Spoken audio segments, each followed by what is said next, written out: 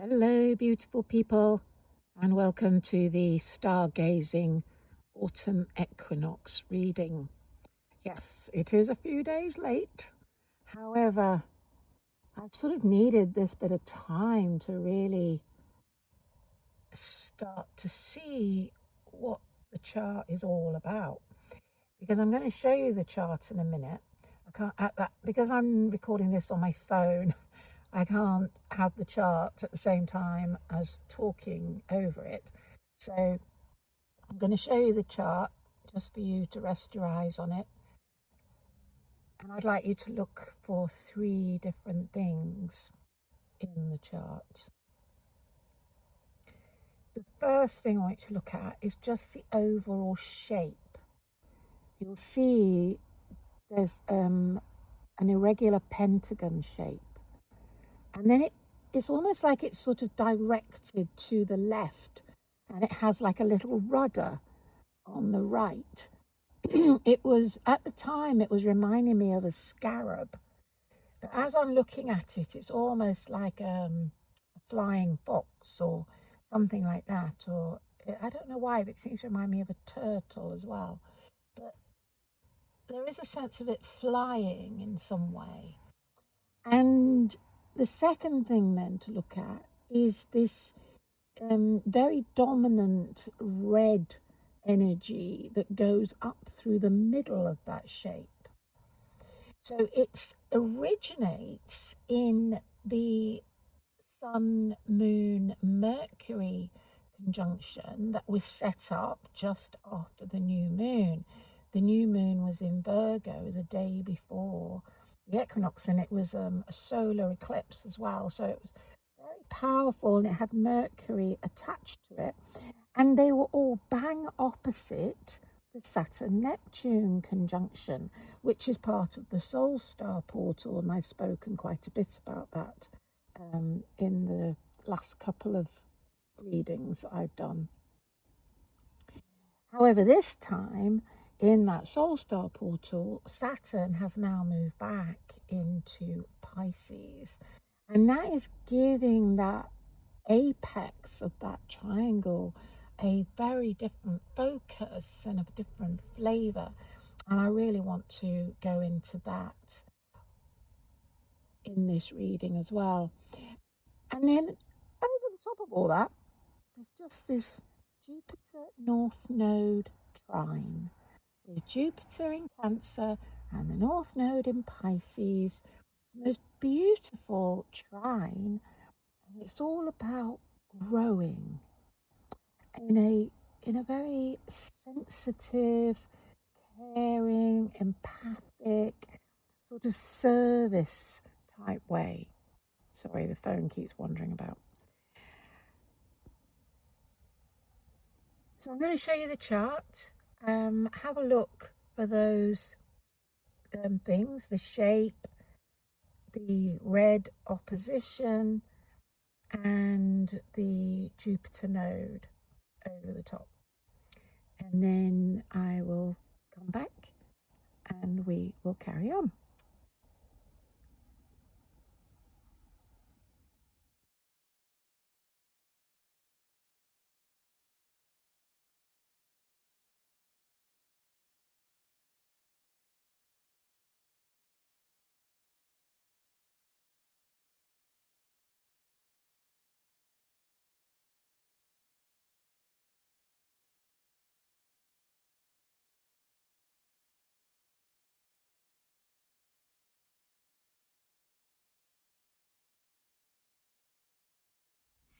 So I hope you all were able to see those features and have a sense of the shape of this chart, so that as I talk about it, you have a feeling already for it. For this reading, I also picked an angel card and a tarot card. The angel card I got was Purification.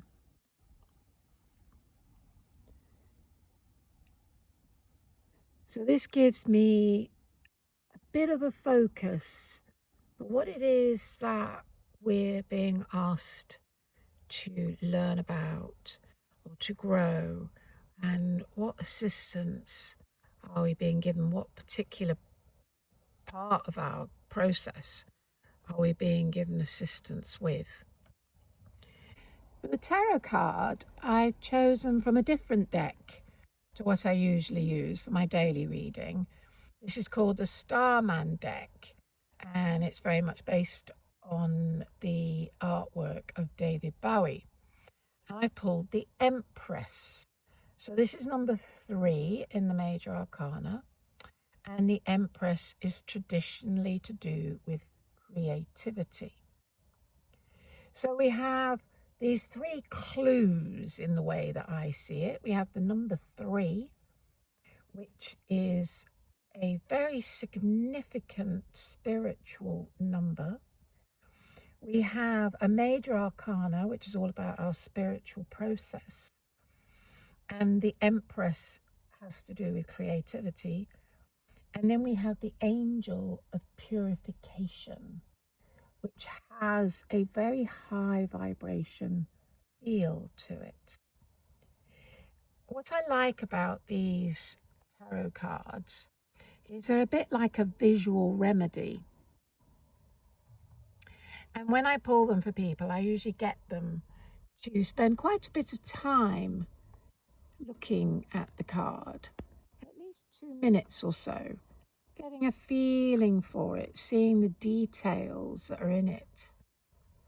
So not interpreting the details, it's more about just seeing them, letting them soak in, if you like, into your awareness. So while I'm talking, I'm going to keep my camera focused on this card.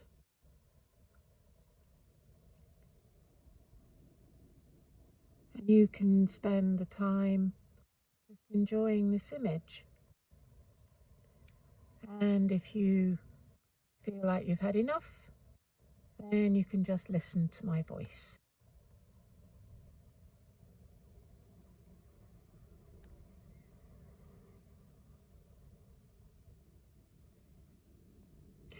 So for the past year, the overriding energy we've been working with has been this SoulStar portal, which is the 3 transpersonal planets, or what I call the 3 gods, Uranus, Neptune and Pluto, forming a small triangle, what we call a small talent triangle in the heavens. They're all at the same degrees, so the very beginning of signs, and they're forming this small blue talent triangle, as you see it on an astrological chart. And these talent triangles indicate that the planets at the corners are getting on with each other. They're able to communicate. Now, they could be communicating trouble, or they could be communicating high vibration. And to some extent, all of this communication, a whole spectrum, from the very lowest vibration, warmongering, planning around the boardroom table, to the very highest vibration of like the Holy Trinity, God, the Son, and the Holy Ghost, if you like. Everything in between has to be manifest. Consciousness has to know itself in its entirety. So everything will be apparent if we look for it. But how we choose to work with that energies is our own personal choice. We could choose to go and join that boardroom warmongering, or we could choose to align ourselves with the highest possible spiritual whatever powers, experience that we can possibly achieve. It's our choice where we sit on that spectrum and how we use that energy and what we focus on in the outside world. We all know the really low vibration stuff is happening. But are we focused on it? Are we giving it energy? Or are we focused more on the high vibration and giving that energy and looking for it? Looking for the positive news. There's so much of it around, we're just not given it in very big doses. So we have to go and look for it, and it's everywhere, everywhere. And when we do that, then we are being creative, because where we put our focus and our energy is where energy will flow. So where we put our attention is where energy will flow. And where energy flows, then things manifest. So here we have the Empress, and it's all about creativity. Now she's a number 3. So we have this link again with this Trinity. In the tarot, the 3s are the highest expression of a suit. I know that sounds a bit odd, because you think maybe number 1 or number 10, but it's actually the 3, and it represents unity. It's that working with, it's the top triangle of the Kabbalah, where you have the top 3 Sephiroth, I think they're called. And these can be likened to the 3 astrological gods, Uranus, Neptune, and Pluto. And when these 3 work together as one, then there is that spark for life. Then there is that coming together. So I see this autumn equinox as an opportunity for us to individually, because we can't do it as a group until we can do it within ourselves. We can't expect other people to do something that we are not doing. It just doesn't work. We have to do it within ourselves first. And that's all that matters, really. So we're really looking for that unity within ourselves, that divinity of, and I hesitate to use these terms, but it's something that we've all heard of, the Father, the Son, and the Holy Ghost. It's that Trinity. And you could call it our source, the universe, and our ego. For me, it's very much the empty circle in the center of the chart. It's our purity, purification. It's where we are a divine being of light, where there is no marks, there are no black spots, there is no negativity, there is no fear. It's just pure divine energy. And we sit in the middle of our chart in that empty circle, and then we look out at all these coloured aspects. There's all this stuff going on around us. And the first place that stuff occurs is within ourselves. But there is no boundary then between ourselves and the external world. It just keeps on going. So when we can deal with our own stuff, when we can elevate it all to a very high vibration, then we automatically do that for everything, because there is no separation. So I sort of see us as like this divine light, or like almost like a golden orb, sort of sitting within maybe our heart area, or certainly somewhere through the center of our being. And it represents that empty circle in the center. And then beyond that is all the crankings and the machinations of our body and our emotional levels and our mental levels, basically our ego. But our ego is just an extenuation of the outside world. So with Saturn going back into Pisces, I really feel there's an opportunity for us to go back and look a bit deeper into our boundaries and our fears, because this is really what we were looking at when Saturn was in Pisces before.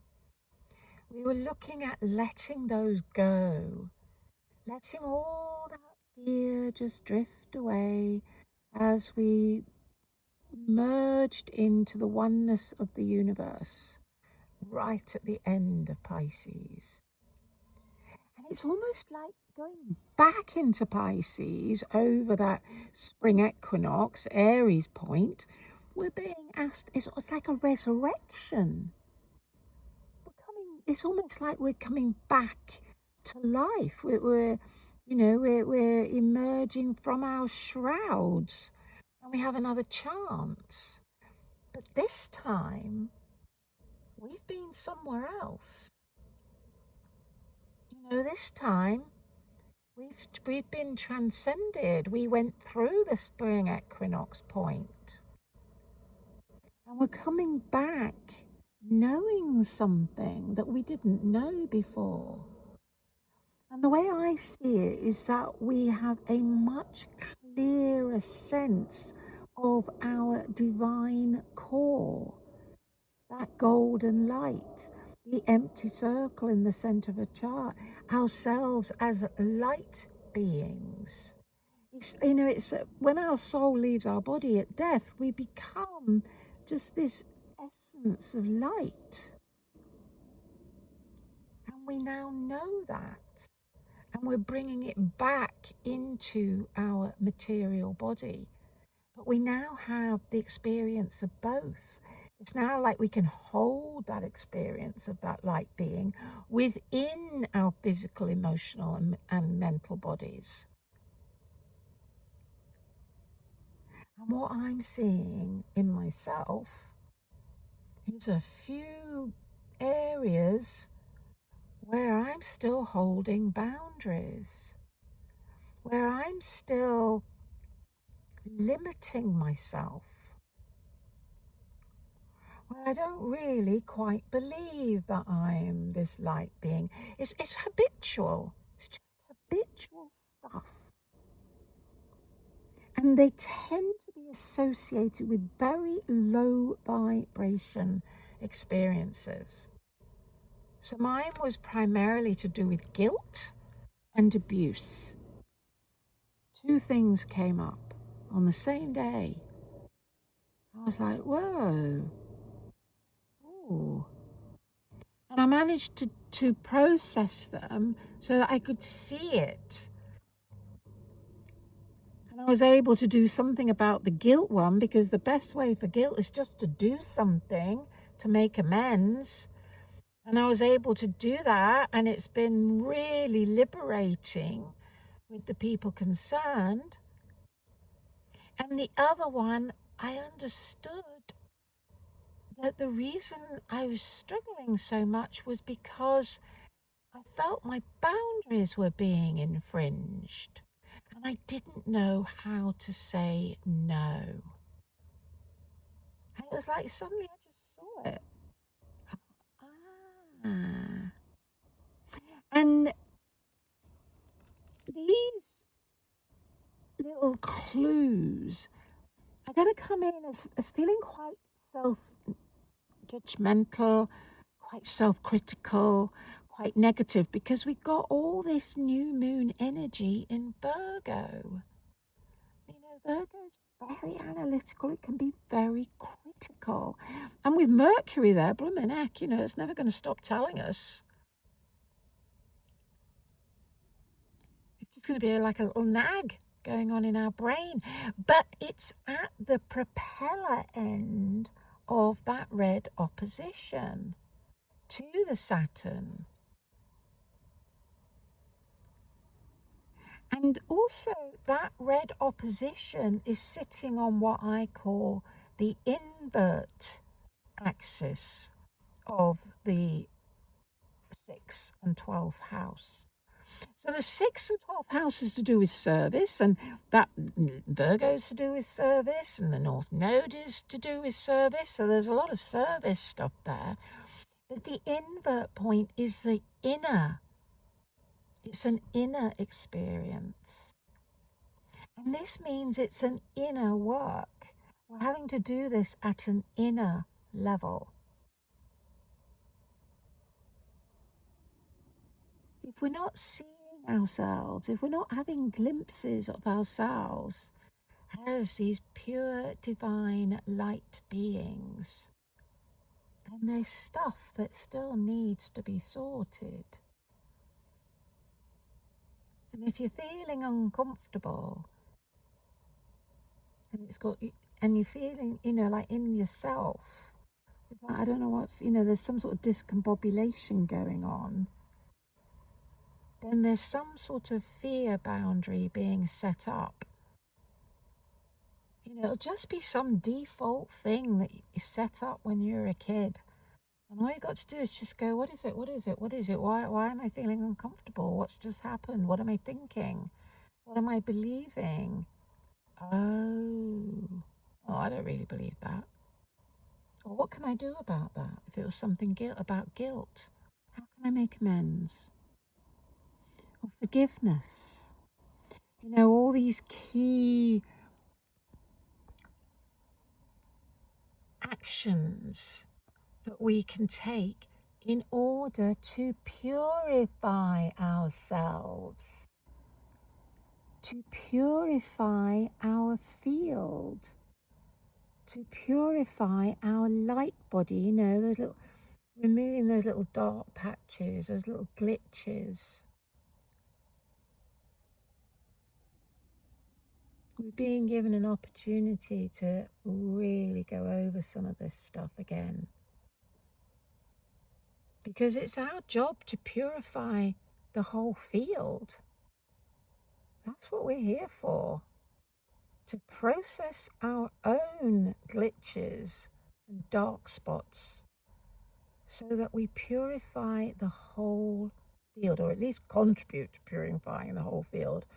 And in my understanding, and according to Marianne Williamson, it only takes 3.5% of the population to work on this, to tip the balance. And, you know, we're going to have this SoulStar portal until 2029. There's going to be layers and layers and layers of this. I see it as that we're walking through a tunnel of experience, calling it the tunnel of love.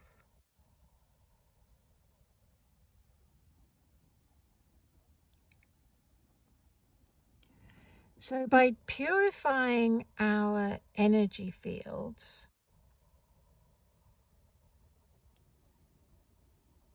we are stepping into the creativity of the Empress, creating New Earth, as a lot of people are calling it.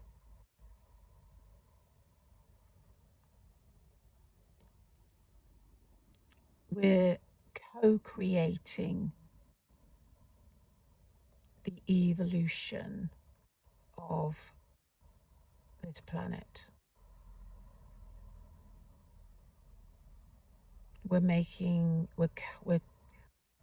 We are contributing to the quantum leap that is happening energetically from 3D to 5D, if that's a model that relates, that you find useful. We're transcending, we're transforming, we're becoming lighter.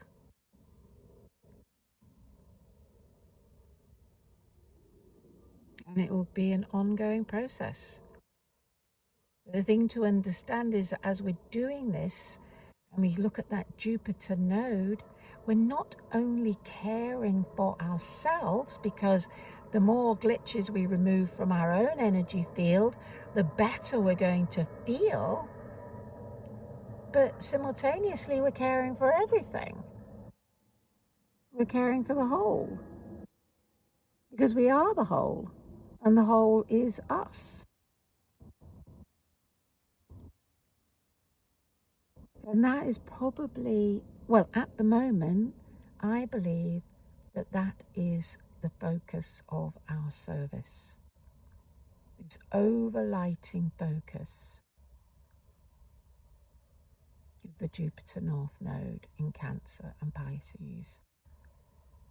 And with the red oppositions on the 12th, 6th axis of service.